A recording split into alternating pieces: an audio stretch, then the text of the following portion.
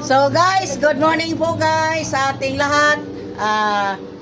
Nandito kami ngayon sa aking hometown sa Barangay Kiraging, Sumbong-Kugon, Misamis Oriental guys. Ngayon is monthly meeting namin sa Team Lagan. Ito po ang aming team. Ayan oh. Kami po dalawa lang ang wala sa amin ngayon kasi may importante silang gawain.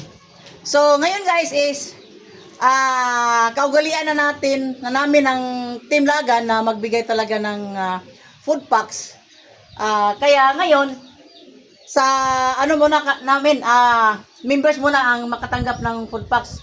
So ang nakakuha po kasi bunot-bunot ang pamamaraan po namin guys, bunot-bunot lang. So nakabunot yung secretary namin si Alma Carmona at saka si Ella Babia.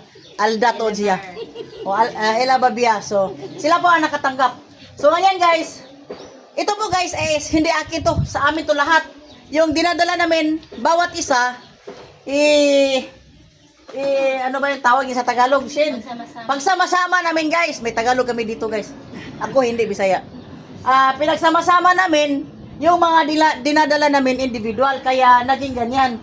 So laki ding bagay yan, guys, kasi tingnan niyo guys, oh. Ito, oh, di ba? Dalawa sila, hati-hati yan para hindi po sila mag-away.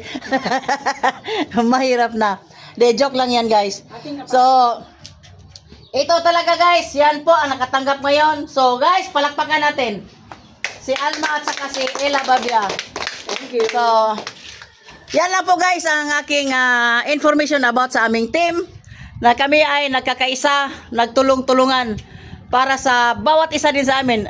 Kung meron naman kami, pagkatapos naming magtanggap ng ganyang food packs, doon naman sa mga senior citizen o yung mga kapuspalad po na kapitbahay namin ay aming bibigyan. So that's all guys. Thank you for watching. I love you all.